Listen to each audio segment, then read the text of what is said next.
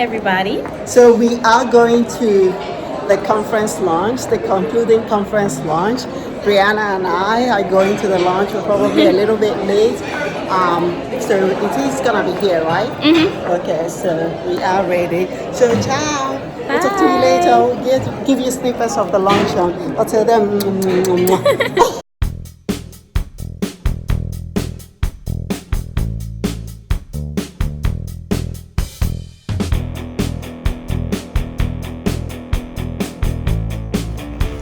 So I am here in Franklin for a MESA conference, and this is my room tour. So this is the bathroom. Okay. My suitcases and my water bottles and stuff like that. Look at the view to see what it looks like. Well, I guess the flash is messing up the view. So, leaving my hotel room. We are going downstairs for breakfast before we go ahead and get back to the conference. So, this is my look for breakfast. And I'm gonna show you guys what I'm gonna wear for the conference. So, but for now, this is what I'm gonna wear for breakfast, and we'll be back soon. So we're going to the elevator for now. Ta-da! Ciao. For the conference, and Gregor came and joined me this morning. And so we're gonna eat. Gregor's gonna go back to work, and I'm gonna go join my students.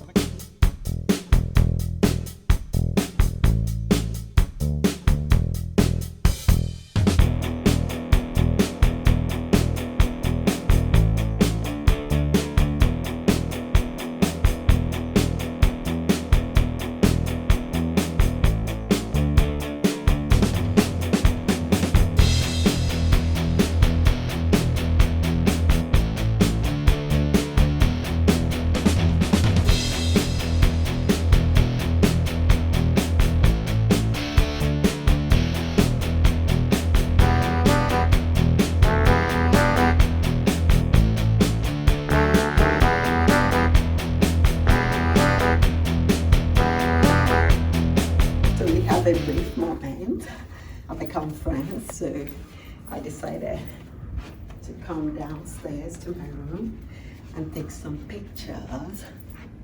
And so here we are.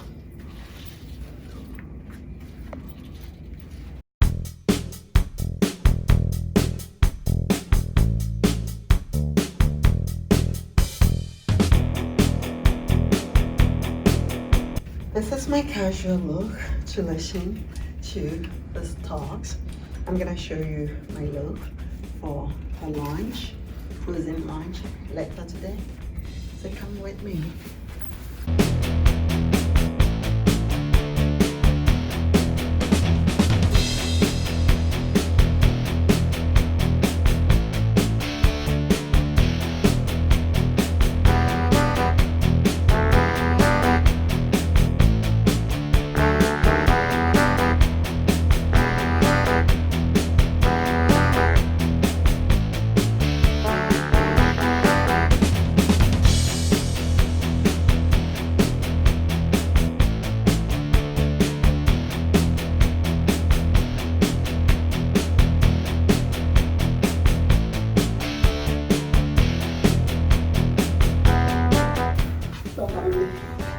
Silly. So I'm going back to my room now. So ciao. Kisses from Paris, kisses from Paris, kisses from Paris. Here myself.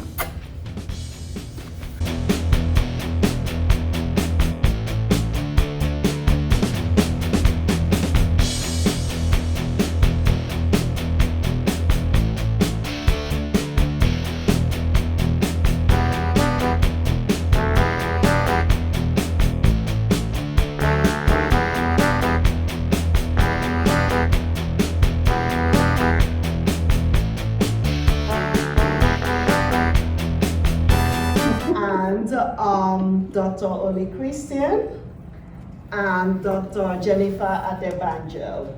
And so these are going to be the panelists for the presentation on mass incarceration issue and dilemma.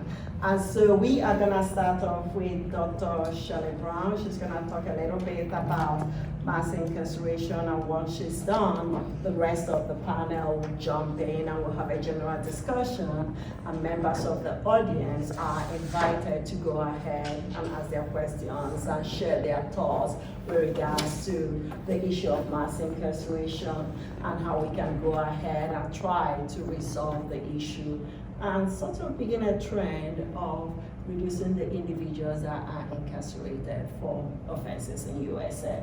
So, Dr. Shelley Brown, you may go ahead and start. Like Canada and Italy, what are they doing to keep their percentage of mass incarceration down? Well, that's the thing. I mean, when you look at the issue of mass incarceration, especially in America, one of the things that research will show is that the number of individuals that are incarcerated shot up after 1972. So in 1972, the number of individuals that were incarcerated in America were about 200,000. And then you segue back to today when we have over 2.2 million people that are incarcerated. Right. And one of the interesting things to note about that is that crime rates have been going downwards, okay? So you can't explain the exponential jump in incarceration to higher exploding crime rates, okay? And so the question that begs to be asked is what is driving this mass incarceration? And so when you look at the research data, one of the things that you will find is that drug crimes are actually driving the increase in mass incarceration. At the federal level, about 50% of individuals that are incarcerated for drug crimes, okay? Let's talk about marijuana, possession, cocaine, etc., etc. And one of the things, I don't know, there was an interview done by Beto Uru, the presidential candidate. He was on Trevor Noah's show, and he was talking about the fact that marijuana should be decriminalized. Because like you were talking about other countries, and when you look at other countries, a lot of their, like for instance, I remember Portugal, they had this experiment whereby they decriminalized drugs. And what the research shows that despite the fact that they decriminalize drugs, use of drugs reduce, use of incarceration for drug use decrease. And so that sort of lays waste the argument that, if you decriminalize drugs, more people will be using drugs, there will be an offshoot of drug use. That was not the case with Portugal. So in America, when you look at the incarceration for drugs, it seems to be more of a social, racial, and class control. So when you are looking at, and you'll feel free to chime in with your thoughts, when you're looking at mass incarceration, not just in Tennessee, but in United States as a whole, you'll find that a lot of states, because when we talk about mass incarceration, there has been a lot of focus on the racial aspects of it. I mean, it is well known that people of color are incarcerated at a greater rate than other groups. Do you have a question? Yeah, before and after. Yeah, and that's one of the things that we're looking at. I haven't specifically done any comparison between Tennessee and Denver, but I've looked at Denver with regards to their legalization of marijuana, and what the research shows is that there has not been the expected uptake in individuals that are quote unquote hooked on marijuana, and there has not been that uptake or statistically significant uptake in, I guess, crimes related, though marijuana has not been associated specifically with crimes. So one of the things that I'm interested in looking at with regards to comparison is that I want to look at Tennessee and some other states that have legalized marijuana to see, the effects that it has on their economy, whether such income that they get for their marijuana actually bolsters their educational and social services, and whether, over a 5-year period, because you can't just say, I'm gonna look at the data for a year. I mean, that's not gonna give you a statistically significant analysis. analysis. So you have to wait for some period of time to see what the policy effects are. It does take a few years for the policy effects to kick in.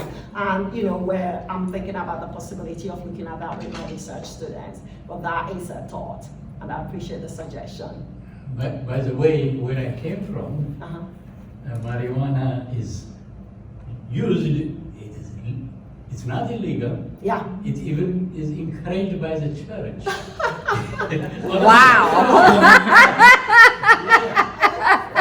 To clear up their mind. That's 1,000 years Yes. ago. They are still using. And that's the thing. One of the thing about research on marijuana is the fact that derivatives from marijuana has been shown to offer medical benefits. People that are suffering from cancer, marijuana derivatives help them eat well because the assumption, which has been verified by research, is that people that intake marijuana feel, what do you call it, marijuana? What is the expressions that my students use in class? They use the colloquial expression, the munchies. The munchies. Yeah. So people that take marijuana, smoke marijuana, they get the munchies. And so that is usually tapped. That's what my students tell me. And so that is usually tapped in individuals that are going through cancer treatment because they lose their appetite. And so marijuana helps alleviate that. And also it helps, the derivative helps individuals that suffer from epilepsy and seizures. And so there are various medical benefits that can be harvested from marijuana. So instead of taking a punitive approach, which does not serve anyone well, we should go ahead and consider decriminalizing it. When you look at enforcement of marijuana, you see that enforcement is basically targeted towards lower socio-economic areas, inner cities and stuff like that. So in that sense, you can look at it as more of a class issue. Because when we look at incarceration as a form of Jim Crow, I'm sure you guys have heard of Michelle Alexander's book, The New Form of Jim Crow, where she talks about incarceration as a form of Jim Crow. You can see that happening because I actually looked at the research data with regards to individuals of lower socioeconomic conditions. So when you look at both Caucasians and Black people of lower socioeconomic condition, you see that the disparity in incarceration is not that great. Okay, so when you look at the data showing that Black people tend to be incarcerated more, especially for these minor offenses and these minor drug offenses, the issue is because they are of lower socioeconomic condition and they are policed more in such a lower socioeconomic conditions. They happen to have a greater percentage in prison. But when you take away those and research, Caucasians that are lower socioeconomic and Black people, the difference is not as great as you would think. So there is an issue of racism there, and there is an issue of classism there. And so, those are factors to be explored. You guys have anything to add? Diversity within the criminal justice system. I think that is very important when you are talking about having diversity within the criminal justice system because it has an impingement on the rates of incarceration. Actually, research shows that when you have potential Black jurors, the chances of being convicted of a crime, if the facts are not there, are very low because of the history of Black Americans in America, they have sort of a leery eye towards the criminal justice system. So if you get them on the jury, they're gonna examine every fact to make sure that that case warrants beyond a reasonable doubt the conviction of the person that is being tried. And another thing that we look at, there should be more diversity within the criminal justice system. Yeah. And actually, tying into what you say, one thing that is very important to note is that the Bureau of Justice Statistics say that in 2016, nearly 2/3 of inmates in local jails have not been convicted.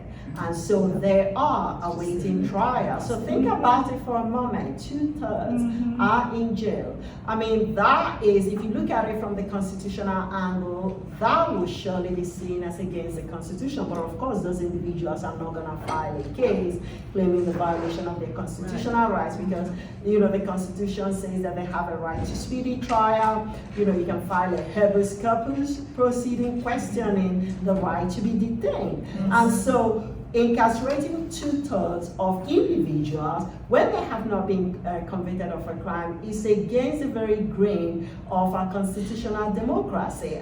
But for you to make the case that it is against the constitutional democracy, you have to have the wherewithal to bring the lawsuit. And almost to a T, all those individuals that are there waiting trial that have not been convicted are of lower socioeconomic class, and that ties back to the issue about class and the criminal justice system. Yeah, the problem is compound, and I think one of the things that is important is for light to be shone on the issue, because the more light you shine on the issue, the more people are aware and the more proactive steps are taken to address the issue, like police departments or criminal justice departments across the nation. They try to have diversity. Austin P, that's a different story. But they do try to have more diversity, because you have more diverse students, and those students are gonna finally graduate and be, criminal justice professionals. And I think it's also important to have, training. Of course, we cannot legislate away inner biases, but at least we can have training to make individuals, professional individuals, know that they can act in a professional manner aside from their personal biases. And I think that I'm very optimistic that the more light, the more research, the more focus is being shown on the problem, that there will be change. And I think you have more diversity, you have more diverse police forces, you have more diverse law enforcement officers, you have more diverse lawyers, then there tends to you tend to have parity within the administration of justice, but you tend to find this unequal treatment because historically, most of the people that have been in the criminal justice positions of power have been the majority population. And then you have a question? And that's one of the things that I touched upon earlier. I was saying the fact that you now have these cell phone videos make open to the public what in the past they would not have seen, and you begin to see a difference in attitude when the public are made aware of that. And so, like I said, I think change is coming. It's not easy, it takes a while for it to come, but such ability to see what is going on, makes more people aware of the situation. And before you can change the situation, you have to be aware of the problem. And so that's one of the things that I think is very promising. Brianna, you have a quick question? Thank you. What you just said, please. Repeat what you just said. I said you cannot, the argument that people in such a community treat each other the same way or treat each other in a bad way does not validate the argument that police officers treat them the way that they treat themselves. That is not a valid argument, because police officers should be held to a higher standard. They have that position of authority, and individuals acting however they choose, that is a separate story that should be addressed, but you cannot correlate that with the way police officers that have a position of authority should treat such individuals. And so that's what I'm saying. And that's gonna lead into our next session. I'm sorry, I know this is great, but we've got to go. And we have a new session. Let's give them a round.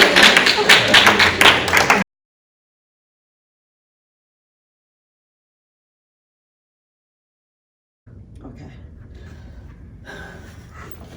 So I'm coming from my room. I'm going for the end of conference luncheon. And so this is my look for the end of conference luncheon. It's very cool today. So I am wearing this overall with this custom sequin jacket. What do you think of the look?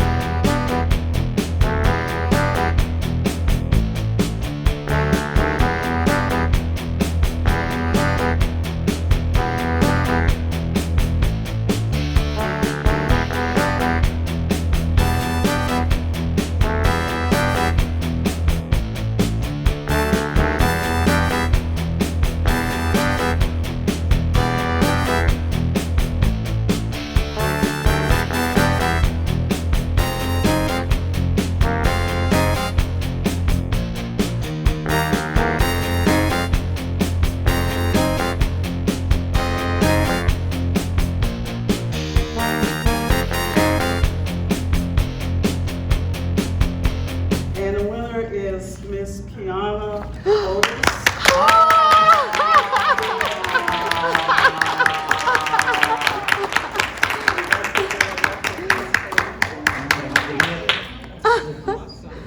You have something to say, Kishana? Not gonna say anything? Good job. She said something. Okay, I'm not prepared.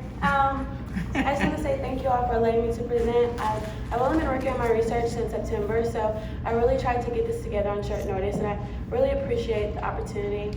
And yeah, hopefully I'll get this published soon. So thank you all again for letting me present.